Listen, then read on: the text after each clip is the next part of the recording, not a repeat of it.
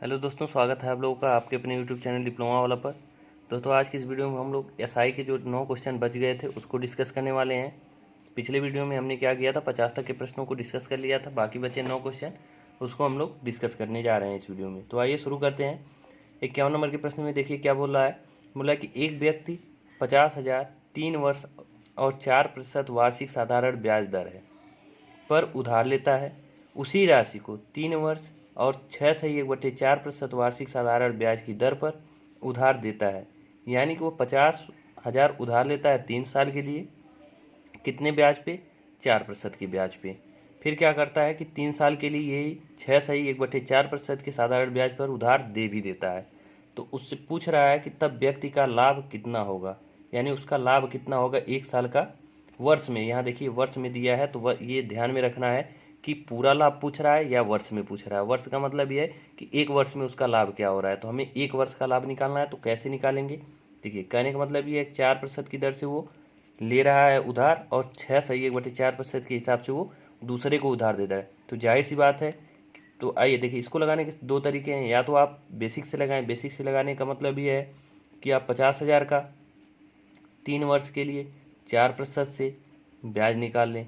तो ये अगर आप ये 0000 ये 12×25 60 यानी 6,000 आ जाएगा।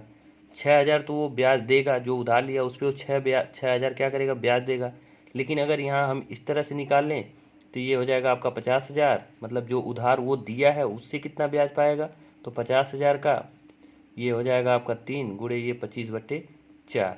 तो इसको काट देंगे तो इसका मान आ जाएगा आपका ये टोटल 9375। इसका मान आ जाएगा 9375। इसको सॉल्व करेंगे 9375।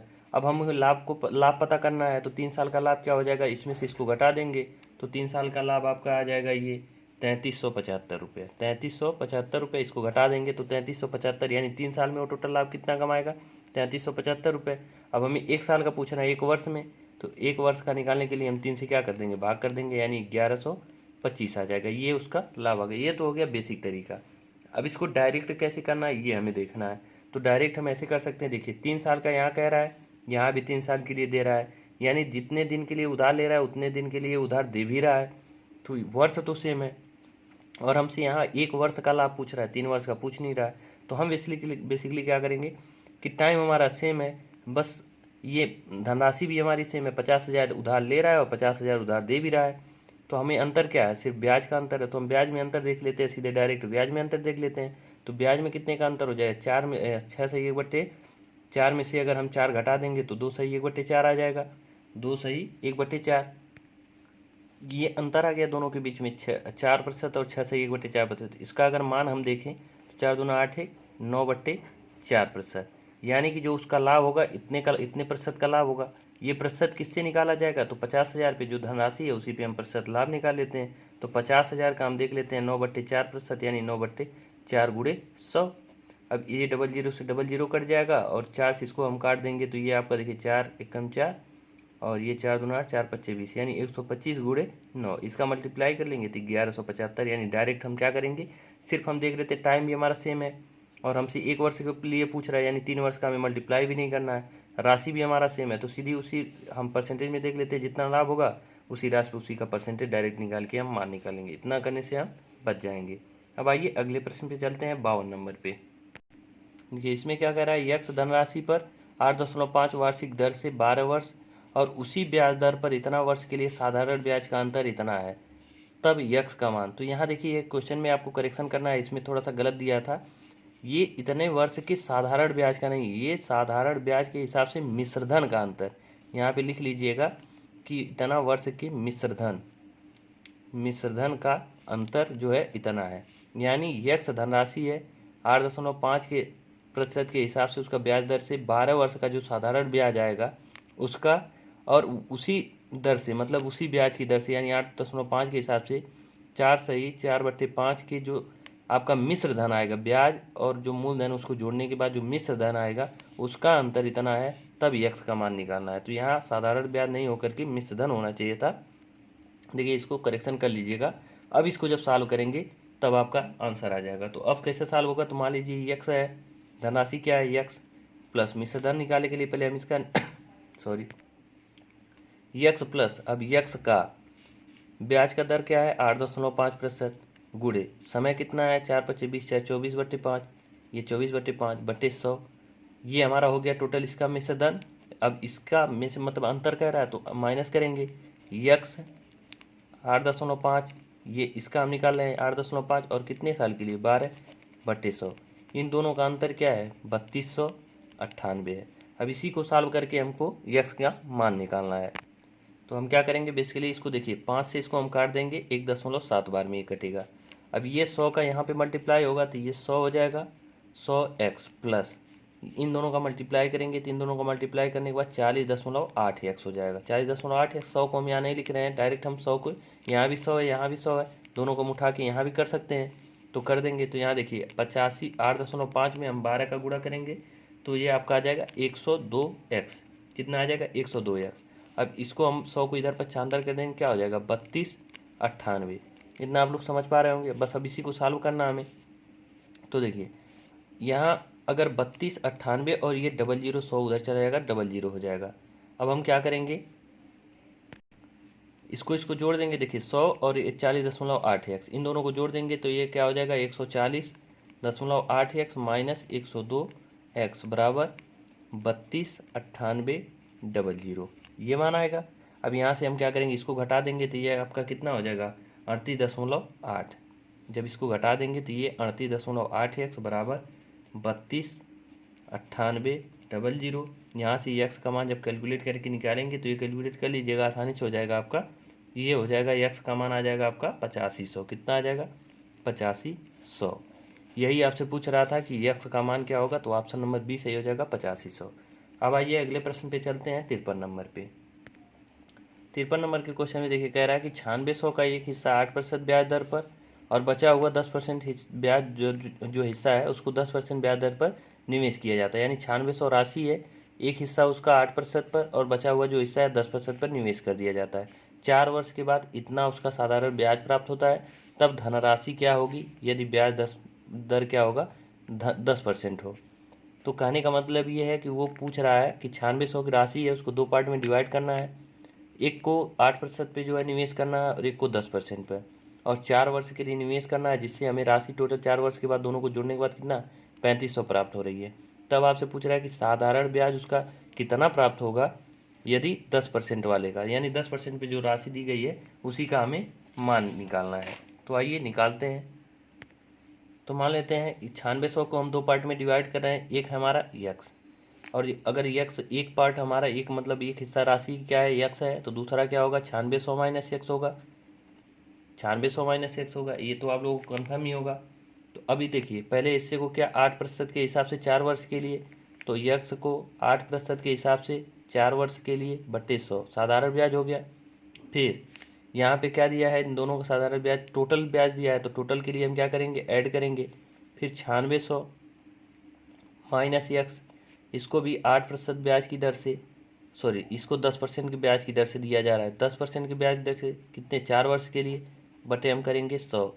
इन दोनों को ब्याज को जोड़ दिया जाए तो टोटल ब्याज कितना प्राप्त हो रहा है 3500 रुपये। अब हमें क्या निकालना है यक्स का मान निकालना है। यक्स का मान निकाल के 10% वाले का हमें राशि का मान निकालना है। तो पहले हम यक्स का मान फाइंड आउट कर लेते हैं। अब इसको निकालने के लिए देखिए हम यहाँ पे क्या करेंगे, ये सीधे हो जाएगा आपका 32x। देखिए 8 चौक 32x, और प्लस हम क्या करेंगे इसका गुणा कर देंगे 10 चौक 40 का गुणा कर देंगे 196 में 9600 ये कोष्ठक है 9600 में, तो इसका मान आ जाएगा आपका 384,300 ये मल्टीप्लाई करेंगे तो आपका इसका देखिए 40 का इसमें मल्टीप्लाई करेंगे तो 384,300 माइनस ये 40x हो जाएगा। कितना होगा 40x हो जाएगा। उसके बाद से देखिए ये 100 इसके नीचे भी इसको हम क्या करते हैं इधर पक्षांतर कर देंगे, तो ये 3500 पहले से ही था, 1 2 जीरो और बढ़ जाएगा। अब देखिए 40 में से 32 जाएगा तो आपका 8x आएगा, 8x इधर चला जाएगा तो प्लस में हो जाएगा, इसको इधर हम पक्षांतर कर दें। यानी सीधे सीधे कह सकते हैं कि 8x बराबर 3,84,000 में से 3,50,000 हमें घटाना है। तो इसको हम घटा सकते हैं 38,84,000 माइनस 3,50,000 ये आपका हो जाएगा। अब इसको जब हम घटा देंगे तो 8x बराबर क्या हो जाएगा, इसको घटाने के बाद आपका आ जाएगा 4250। घटा के देख लीजिए 4250 आएगा। यहाँ से हम x का मान निकाल सकते हैं, 8 से डिवाइड करेंगे तो x का मान क्या आ जाएगा, सॉरी ये आपका 4250 नहीं है, 34,000 आएगा। कितना आएगा, 34,000 आएगा। इसको डिवाइड करेंगे 8 से तो अब आपका आ गया 4250। ये यक्स का मान आ गया। और हमसे पूछ क्या रहा है, हमसे पूछ रहा है कि 10% वाली राशि। तो देखिए ये 8% वाली राशि है जिसको 8% पे निवेश किया गया था, जिसको हमने एक्स माना था, और ये 10% वाली राशि है जिसको हमने 10% पे। तो 10% वाली राशि निकालने के लिए क्या करना होगा, 9600 में से 4250 को घटाना होगा। तो हम इसको घटा लेते हैं, घटाएंगे तो हमारा मान क्या आ जाएगा, 5350।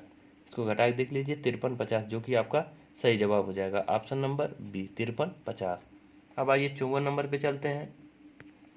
54 नंबर में क्या कह रहा है, कोई धनराशि 3 वर्ष 4 महीने में इतना ब्याज की दर है। देखिए समय दिया है 3 वर्ष 4 महीने, ब्याज की दर क्या है 7.95 की ब्याज दर पर इतना हो जाती। इतना हो जाने का मतलब अमाउंट दिया है, यानी कि मिश्र धन दिया है। ये आप लोगों को पता चल जा रहा होगा क्वेश्चन पढ़ते ही। तो क्या कहने का मतलब ये है, अगर ब्याज देखें तो 3 वर्ष 4 महीने, 4 महीने का मतलब 4/12 वर्ष कर सकते हैं। 12 वर्ष में कन्वर्ट करने के लिए क्या 12 से डिवाइड करते हैं, यानी 4 एक कम 4, 4 3 12, यानी टाइम हमारा कितना आ गया, 3 तिरिका 9 1, 10/3 वर्ष। टाइम आ गया 10/3 वर्ष। और ब्याज की दर 7.5 है। तो टोटल अगर हम ब्याज देखें तो ये क्या कर सकते हैं, 10/3 गुणे हम क्या करते हैं 7.5 से मल्टीप्लाई करते हैं। तो यहाँ से देखिए डायरेक्ट हम अगर निकालें तो ये 3 से कटेगा आपका 2.5 बार में, यानी 10 से मल्टीप्लाई करेंगे तो क्या आ जाएगा 25%। यानी ब्याज कितना है, 25% है। और कोई राशि अपने आप में 100% होती है, इन दोनों को जोड़ दें तो हमें अमाउंट परसेंटेज पता चल जाएगा, यानी 125%। और इसी 125% का मान कितना दे रखा है, 4900। इस 125% का मान कितना दे रखा है, 4900। ये चीज़ें आशा करते हैं आप लोगों को समझ में आ रहा होगा। नहीं भी आ रहा होगा तो देखिए हमने आपको पहले भी बता रखा है कि जो ब्याज होता है, जैसे मान लीजिए 100 रुपये पे 10% अगर ब्याज है और 2 वर्ष के लिए, तो 2 वर्ष के लिए 10% के हिसाब से 10 दूना 20, यानी 20 आएगा। अब इसी का सीधे सीधे 100 का हम 20% भी निकालेंगे तो हमारा जो एसआई आएगा वो 20 ही आएगा। तो डायरेक्ट हम क्या करते हैं, इतने वर्ष के लिए इतने के हिसाब से, यानी एसआई जो होगा इन दोनों का मल्टीपल आएगा, यानी 25%। अब हमसे ये यहाँ क्या दे रखा है, अमाउंट दिया है, मिश्र धन दिया है। तो मिश्र धन, कोई राशि अपने आप में 100% होती है और मिश्र धन के लिए हम एसआई उसमें ऐड कर देते हैं, यानी 125%। 125% का मान 4900। अब इसका मान 4900 दिया है तो यहाँ से हम सिंपली क्या निकाल लेंगे, 1% का मान निकालेंगे। कितना, 1% का मान निकालेंगे। 1% का मान निकालने के लिए 4900 में हम 125 से भाग दे दें। 125 से जब हम भाग दे देंगे तो इसका मान क्या आ जाएगा, देखिए इसको आप 25 से काट सकते हैं, 25 25 125, और ये 25 से कटेगा 4 बार में, यानी 49 गुणे 4 बटे में 5। और फिर यहाँ पे 1% है तो इसको हम रेशियो में कन्वर्ट कर सकते हैं। प्रतिशत का मतलब क्या होता है, 1/100। तो 1/100 हम 100 कर सकते हैं, तो 100 का इधर हम मल्टीप्लाई कर देंगे, इधर 1 बराबर 1 रेशियो का मान हम यहाँ से निकाल लेंगे। तो 1 रेशियो का मान क्या हो जाएगा, 49 गुणे 4 गुणे 20 बटे में 5। 5 से आपका कट जाएगा ये 4 बार में, 4 चौका 16, और 16 गुणे 49 क्या हो जाएगा, 16 गुणे 49। अब इसको हमें क्या करना है, कैलकुलेट करना है। सॉरी यहाँ पे देखिए हमने ब्लंडर मिस्टेक कर दिया है, ये हमें नहीं करना था, हमें करना यही है, लेकिन हमने यहाँ पे क्या कर दिया, 1% का मान हमें निकालना ही नहीं था। 125% का मान जब हमें पता चल गया तो 4900 है। 4900 तो हम यहाँ से 100% का मान निकालना है, तो 100% का मान निकालने के लिए 1% का निकालेंगे तो ठीक है, लेकिन 100% का अगर हम निकालेंगे तो यहाँ 4900 बटे 125 गुणे में 100 करना पड़ेगा। अब इसको जब हम काटेंगे तो ये आपका 25 25 125, ये 25 चौका 100, यानी 49 गुणे 4, और ये आपका 20 बार में कटेगा, यानी 49 गुणे 4 हम करेंगे, 49 गुणे 4 और गुणे ये 20। ये यहाँ पे हमने क्या किया, गलती से इसको 2 बार काट दिया है। अब जब इसका मल्टीप्लाई करेंगे तब हमारा जो आंसर आएगा वो आएगा 3920। कितना आएगा, 3920 आएगा। देखिए ये 20 चौका 80, और 80 में 49 का गुणा करके देख लीजिए, यही आएगा आपका 3920 ही आएगा, गुणा करके देख लीजिए।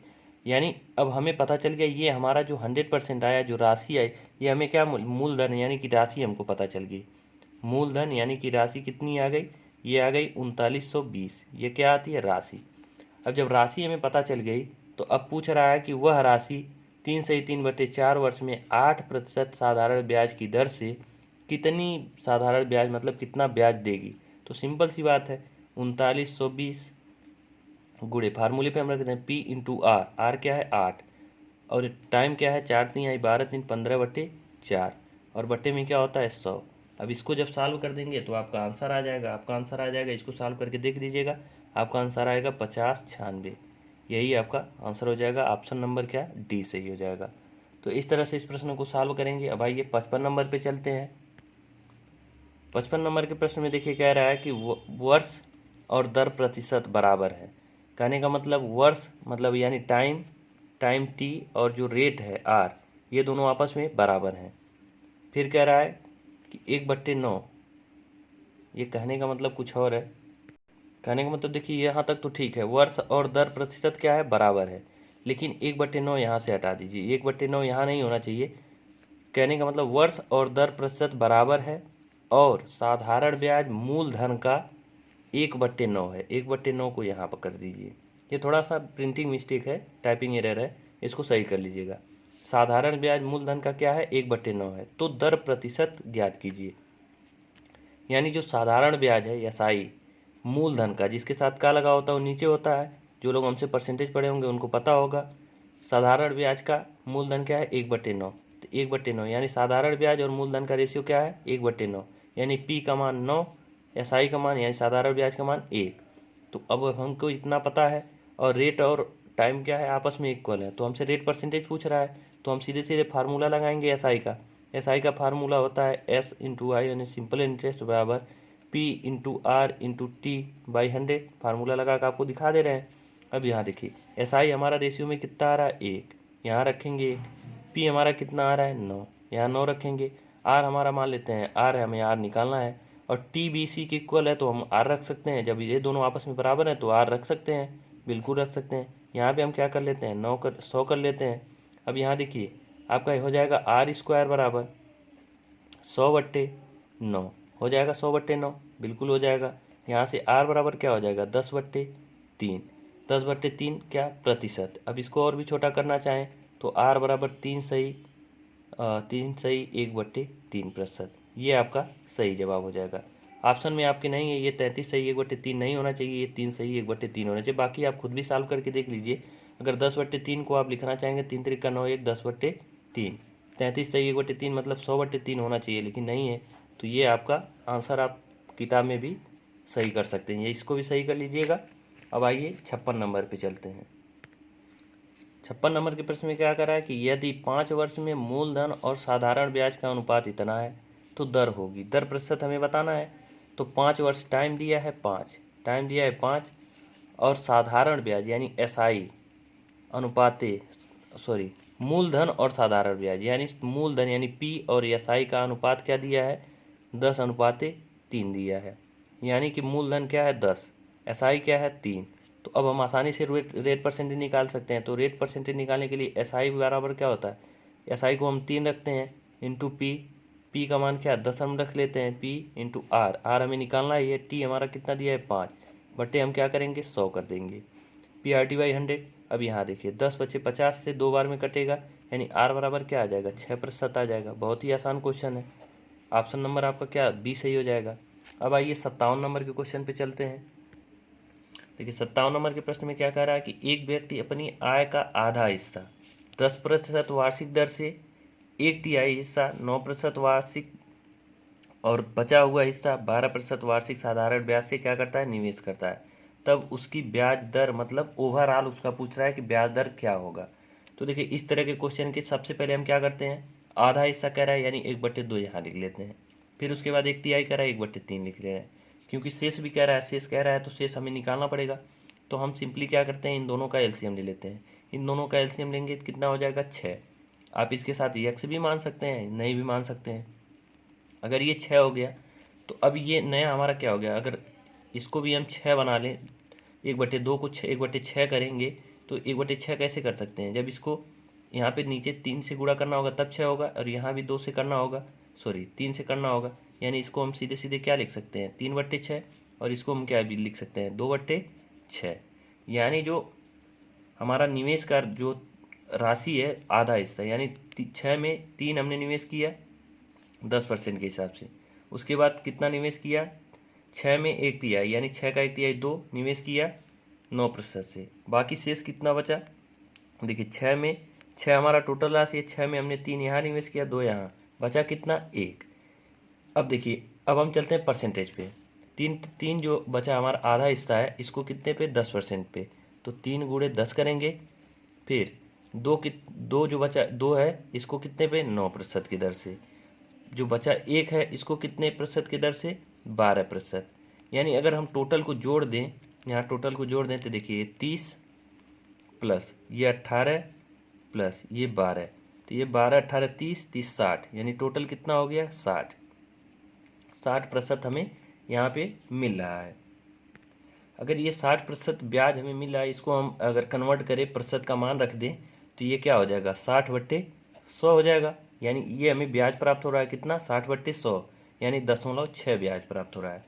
0.6 का ब्याज हमें यहाँ प्राप्त हो रहा है। अब 0.6 का ब्याज प्राप्त हो रहा है तो ओवरऑल कह रहा है कि टोटल अगर हम देखें तो ब्याज का प्रतिशत क्या है, तो ये बताइए 10.6 ब्याज प्राप्त हो रहा है और टोटल राशि हमने क्या मान रखा है, 6 पे 0.6 हमें ब्याज प्राप्त हो रहा है। और प्रतिशत में कन्वर्ट करने के लिए हम क्या करेंगे, 100 से गुणा करते हैं। तो ये देखिए, इसको हम गुणा करेंगे तो ये 60/6 हो जाएगा, यानी कि 10% ओवरऑल इस पर ब्याज मिल रहा है। यही आपका आंसर हो जाएगा 10%, ऑप्शन नंबर बी। अब आइए अगले क्वेश्चन पे चलते हैं, 58 नंबर पे। देखिए 58 नंबर के प्रश्न में कह रहा है कि एक व्यक्ति 4 पैसे प्रति रुपया पूंजी कर देता है। यदि पूंजी दर 4% से 3.5 हो जाए तो उसकी आय 48 कम हो जाती है। उसकी आय होगी, देखिए इस क्वेश्चन में हमें थोड़ा सा मिस्टेक लग रहा है। मिस्टेक ये है कि देखिए 4 पैसे प्रति जो भी दर है, मतलब 1 रुपये पे 1 रुपये यानी 100 पैसा, 100 पैसे पे वो 4 पैसे जो है पूंजी कर देता है, यानी 4% देता है। 100 का देखिए 4 पैसा, यानी 100 पैसा का 4 पैसा 4% होगा, तो कर देता है। फिर कह रहा है कि यदि कर देने का जो रेट है 4% से 3.75% 7.5% हो जाए, तो ये कर देने का जो रेट है वो उसका घट रहा है। अगर कर देने का रेट जो है घट रहा है तो ये उसकी आय में कमी हो रही है। ये थोड़ा सा कन्फ्यूजिंग क्वेश्चन था, इसलिए इस क्वेश्चन को अभी हम छोड़ेंगे। आप लोग अगर कहेंगे तो इसको हम बाद में डिस्कस कर देंगे, लेकिन अभी के लिए इसको छोड़ दीजिए। अब आइए 59 नंबर पे चलते हैं। देखिए 59 नंबर के प्रश्न में क्या कह रहा है कि एक निश्चित साधारण ब्याज दर पर 6,000 की धनराशि 4 वर्ष में इतना हो जाती है। यदि ब्याज दर खुद की 1.5 गुना हो तो उसी राशि पर 5 वर्ष का मिश्र धन क्या होगा। यानी हमसे मिश्र धन पूछ रहा है। तो हम सबसे पहले क्या करेंगे कि 6,000 की धनराशि है, 4 वर्ष में कितना हो जा रही है, 7200, यानी 4 वर्ष का ब्याज क्या हो जाएगा, यहाँ से सीधे हम निकाल सकते हैं कि 4 वर्ष का ब्याज कितना होगा, 1200 होगा। 4 वर्ष का ब्याज क्या होगा, 1200 होगा, क्योंकि 6,000 से बढ़ के कितना हो रही है, 7200। तो 1 वर्ष का ब्याज क्या हो जाएगा, 1 वर्ष का ब्याज हो जाएगा 300। अभी 1 वर्ष का ब्याज अगर 300 है तो 6,000 पे 300 ब्याज मिल रहा है, इसका परसेंटेज हम निकाल सकते हैं, रेट परसेंटेज बराबर क्या हो जाएगा 300, ये 0000 कट जाएगा, ये 3 से कटेगा 20 बार में, ये 20 से कटेगा 5 बार में, यानी रेट प्रतिशत क्या आ गया 5%। यानी 5% के हिसाब से 6,000 की राशि 4 वर्ष में इतना हो जाएगी। अब अगर रेट परसेंटेज पता चल गया तो कह रहा है कि इसका 1.5 गुना ब्याज का क्या है, 1.5 गुना कर दिया जाए, तो वही राशि उसी राशि पर 5 वर्ष का मिश्र धन। तो अगर ब्याज को 1.5 गुना कर दिया जाए, यानी 3/2 कर दिया जाए, तो इसका मतलब 15/2 यानी 7.5, या फिर 15/2 भी कह सकते हैं। ब्याज क्या हो जा रहा है 15/2, राशि क्या है 6,000, ब्याज क्या है 15/2 कर देते हैं, और 5 वर्ष के लिए, कितने के लिए, 5 वर्ष के लिए, बट्टे में क्या होगा 100 होगा। और इसका हमें मिश्रधन निकाला यानी 6,000 प्लस करना है, 6,000 प्लस 6,000 का इतना, तो क्या ये 00 से 00 कट जाएगा, ये 2 से आपका कितना 30 बार में कट जाएगा, ये 15×5 = 75 यानी 6,000 प्लस 75 गुणे 3 करेंगे तो 75 कितना हो जाएगा आपका, ये हो जाएगा 2200, ये आपका 225 होगा 75 लेकिन आप अगर ये तियाँ नहीं, यहाँ पे 30 है तो 30 के लिए एक जीरो लगाएंगे, यानी टोटल 2250 हो जाएगा। अब इसी को हम जोड़ देंगे तो मिश्रधन आ जाएगा, कितना हो जाएगा 6 2 8, यानी 8,250, 8250। यही आपका ऑप्शन नंबर बी सही हो जाएगा। वीडियो कैसा लगा कमेंट करके हमें ज़रूर बताइएगा। वीडियो अगर अच्छा लगा हो तो उसको लाइक कर दीजिएगा, और अगर आप हमारे चैनल पर पहली बार हो तो उसको सब्सक्राइब करिएगा। मिलते हैं नेक्स्ट वीडियो में। बहुत बहुत धन्यवाद वीडियो को पूरा देखने के लिए।